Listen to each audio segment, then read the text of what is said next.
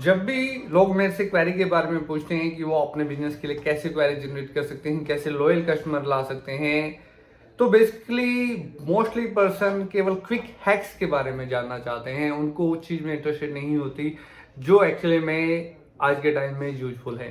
Hi guys, मैं अजय कंबोज और आज मैं बात करूंगा कि जब लोग मेरे से कस्टमर एक्विजिशन के बारे में पूछते हैं, क्वेरी जनरेट करने के बारे में पूछते हैं, तो क्या एक्सपेक्ट करते हैं और क्या मैं उनको आंसर देता हूँ।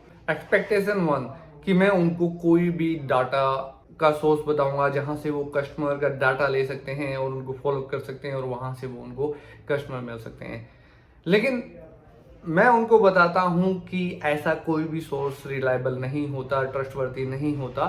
जितने भी पर्सन या एजेंसी डाटा सेलिंग का काम करते हैं, एक्चुअली वो सेम डाटा बहुत सारी कंपनियों को बेचते हैं और उसमें ऐसा कोई ट्रस्ट ही नहीं होता। उनमें बहुत सारे लोग ऐसे भी होते हैं जिनका आपकी इंडस्ट्री से कोई मतलब नहीं होता, जो इस काम में है ही नहीं। वो डाटा नेट से उठा लेते हैं या कहीं से किसी कंपनी का चोरी कर लेते हैं, या जो भी एबीसी होता है या उनके पास कहीं काम किया होता है वहां का डाटा होता है, या जो भी हो, मेरे को नहीं पता कि वो डाटा कहाँ से होता है। लेकिन वो कभी भी जरूरी नहीं है जो दूसरी कंपनी का कस्टमर है वो आपका प्रोडक्ट लेना भी पसंद करेगा नहीं तो। लेकिन वो एक बहुत ही कम्पिटिटिव वे में चला जाता है। आप कॉल करते रहोगे, फ्रस्ट्रेटेड हो जाओगे, ईमेल करते रहोगे। वो कभी भी कस्टमर को लेने का, क्वेरी जनरेट करने का अच्छा वे नहीं होता। इसकी बजाय जो मैं बताता हूँ कि आपको एक ब्लॉग बनाना चाहिए, आपको एक यूट्यूब चैनल बनाना चाहिए, आपको नॉलेज शेयर करनी चाहिए। वहां से फिर आपको कोशिश करनी चाहिए कि वो लोग आपसे कांटेक्ट करें, या वहां पे आपको ईमेल, अपने जो भी विजिटर्स आपके आते हैं उनकी ईमेल आईडी कलेक्ट करने का कोई ना कोई फनल बनाना चाहिए, जिससे जितनी ज्यादा ईमेल आईडी आपके पास आती रही, जितने ज्यादा कॉन्टैक्ट नंबर आपके पास आते रहे, फिर आपको उनसे कनेक्ट होते रहना है। लगातार आपको कनेक्ट रहना है, चाहे आप उनसे ईमेल के द्वारा कनेक्ट होते रहो, फेसबुक ग्रुप के द्वारा कनेक्ट होते रहो, व्हाट्सएप के द्वारा कनेक्ट होते रहो। आपको उनसे फिर कनेक्ट रखना है, स्पैम नहीं करना है, यूजफुल इंफॉर्मेशन के थ्रू ही कनेक्ट होते रहना है। अपना खुद का डाटा क्रिएट करना है और उसी पे ही आपको कंसंट्रेट करना है।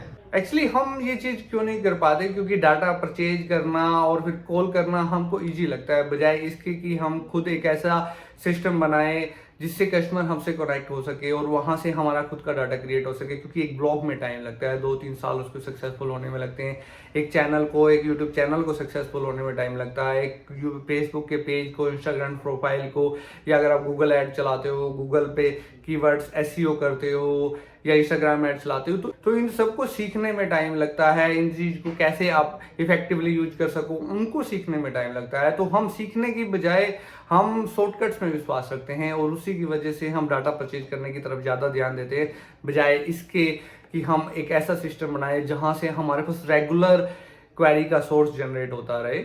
और ज्यादातर पर्सनों को ये चीज बहुत डिफिकल्ट लगती है और अनप्रैक्टिकल लगती है, जो मैं कहता हूँ। अगर मैं ये कहूंगा कि उनको डाटा परचेज करना चाहिए तो वो उनको ज्यादा बेटर लगेगा, बजाय इसके कि अगर मैं उनको कहूंगा कि खुद का उनको एक सेल्स फनल बनाना चाहिए, वो उनको मुश्किल लगेगा।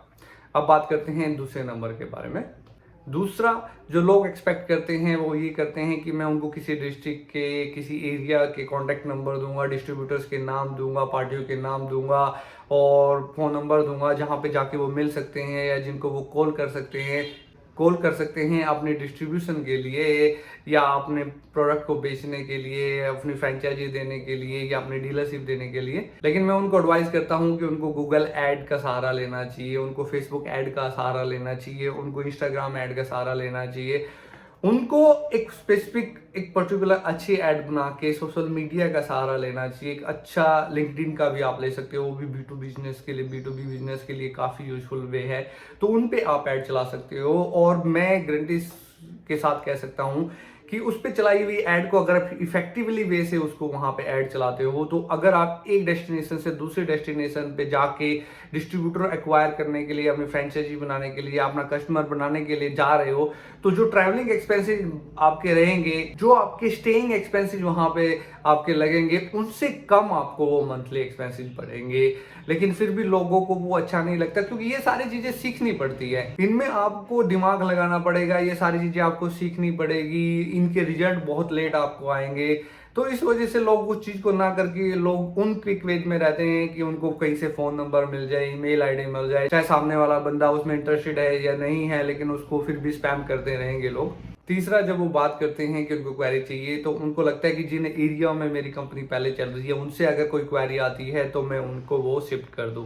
तो क्वेरी को चेंज करना कोई बुरी बात नहीं है, एक्सचेंज हो भी जाती है, लेकिन प्रॉब्लम क्या आती है जब आप क्वेरी को एक्सचेंज करते हो किसी पर्सन के साथ, चाहे उन्होंने खुद आपको कहा हुआ हो, लेकिन जब आपको कोई क्वेरी फ्री में मिलती है या मैंने अगर किसी को फॉरवर्ड की है तो लोग फिर उसको फॉलो अप नहीं करते। अपने स्टार्टिंग लेवल में जब मैंने ब्लॉग नया नया शुरू किया था तो मेरे पास बहुत क्वेरी आते थे, बहुत पर्सन के मेरे पास क्वेरी आती थी कि उनको कंपनी चाहिए, तो मैं कुछ जानकार पर्सनों को या अपने आसपास की कुछ कंपनीज को वो क्वेरी दे देता था।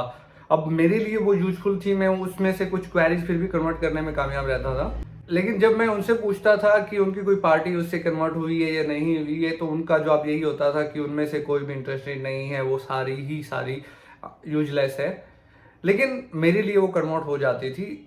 जब डीपली मैं उस चीज में गया कि वो उसको कन्वर्ट क्यों नहीं कर पा रहे हैं, तो बेसिकली यही निकल के सामने आया क्योंकि वो उनको फ्री में मिल जाती थी तो वो उसको फॉलो अप ही नहीं कर रहे थे। ज्यादातर क्वेरीज को तो वो कॉल ही नहीं करते थे या ईमेल ही नहीं करते थे, कभी उनका फॉलो अप उन्होंने स्टार्ट ही नहीं किया था फॉलो अप लेना। क्वेरी जाती थी, कभी किसी को अगर खाली टाइम में बैठे हुए हैं तो कर लिया, कांटेक्ट नहीं कर लिया तो करते ही नहीं थे। मोस्टली अगर 100 क्वेरीज हम मंथ में मैं उनको देता था तो 100 में से बेसिकली 1 या 2 से ही वो कांटेक्ट करते थे।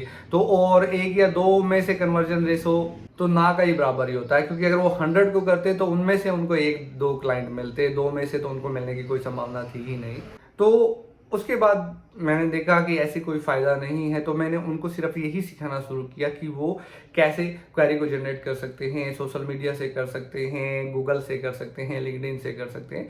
तो अब मैं केवल लोगों को यही सिखाता हूँ कि कैसे वो क्वेरी को जनरेट कर सकते हैं। मैं कभी भी किसी को ना तो कोई क्वेरी देता हूँ, ना ही किसी क्वेरी को कोई कंपनी रिकमेंड करता हूँ। जब भी कोई पर्सन आपसे पूछता है कि उसको क्वेरी चाहिए या उसको पार्टी चाहिए तो वो क्विक हैक्स में ही इंटरेस्टेड होता है, वो पकी पकाई खाने में ही इंटरेस्टेड होता है। जब मैं उनको बताता हूँ कि उसको एक लंबा रास्ता वहां पे तय करना पड़ेगा तो उसका वहां पे दिल टूट जाता है और उसको लगता है कि मैं प्रैक्टिकल बात नहीं कर रहा हूँ। लेकिन असल में जो चीज़ मेरे लिए यूजफुल है मैं केवल वही उसको बताने की कोशिश कर रहा हूँ, और ये डेफिनेटली यूजफुल चीज़ है किसी के लिए भी।